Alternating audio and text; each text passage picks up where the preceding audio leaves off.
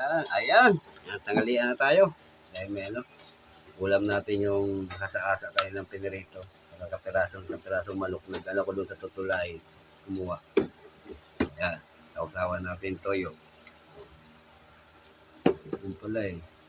Ito, yung isa, ayan. Babaonin natin mamaya sa duty dahil mahirap doon. Doon kami sa Isigiran. Kaya babaonin natin ito isang piraso.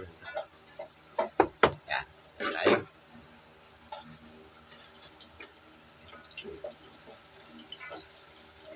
Wala pa yung tinulay, hindi makaigop sa baw. Lutuin pa lang.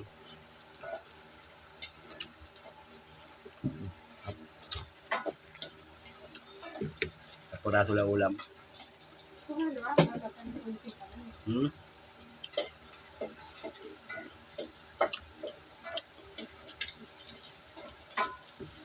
Hindi naman pwedeng baon dun sa baw eh. Matapong pa yan.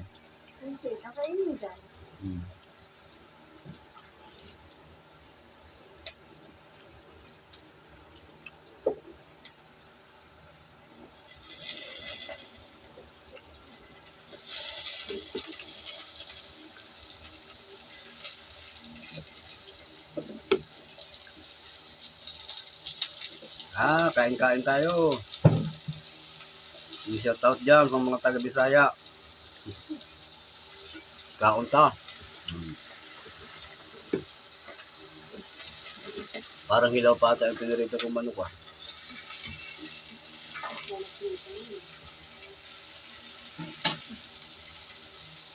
Bobby.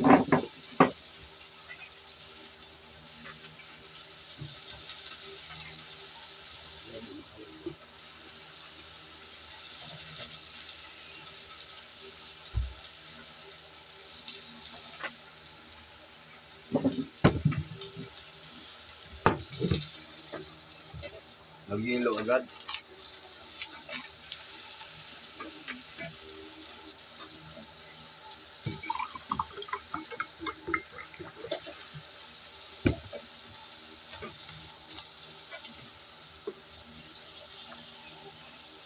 Mainit pa rin ang panahon.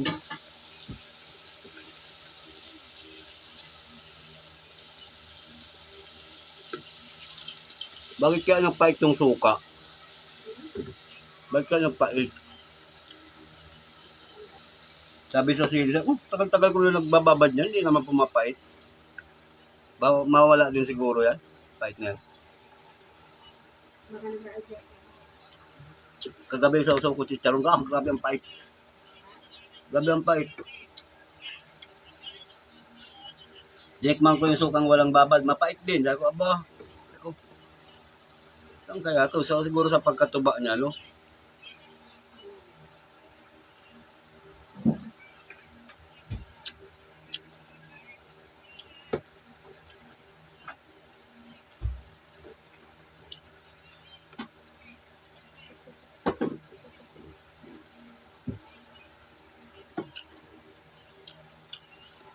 Kain na tayo, kapong gutom na gutom tayo.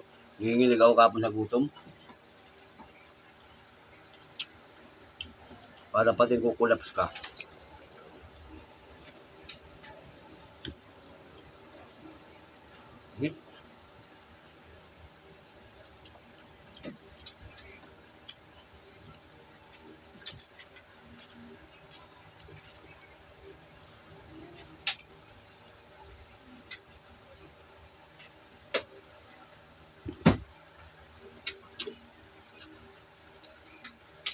Kaon.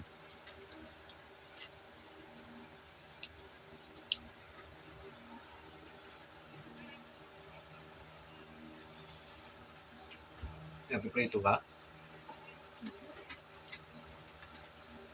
Hinula?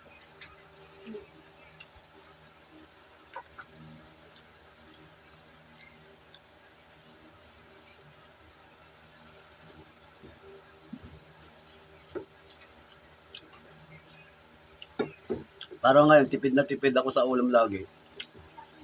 Dati parang kulang ako sa isang pirasong isda.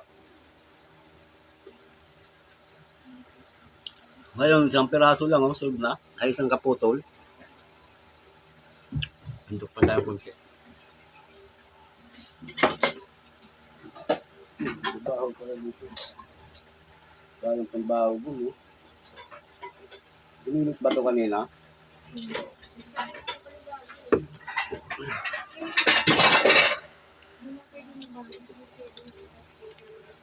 Dapat sinapaw sana yan.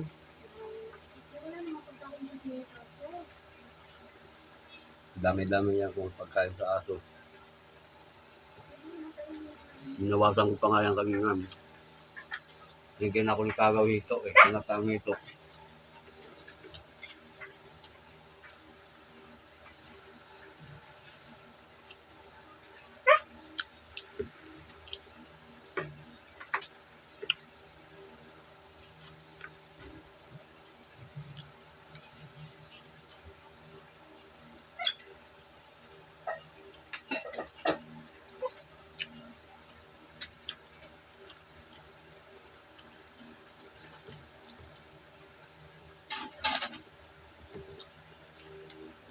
Alaga ko, hindi kakapalaso mo lang kinakain nila. Mamaya, hindi yung sabaw na ano, paulo. Hindi na sila kumain sa isang araw. Sabawan mo mamaya ng ano, tinula.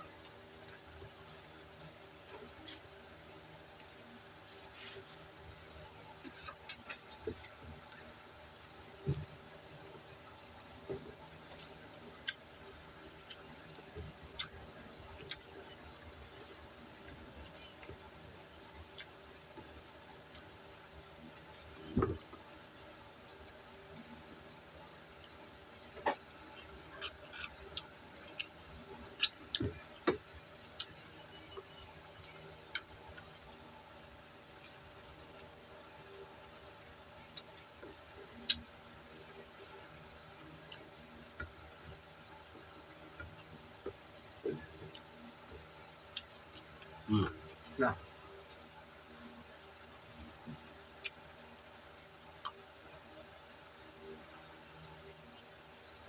Stop na mga kalagabong. Maya-maya, likod na. Trabaho ulit.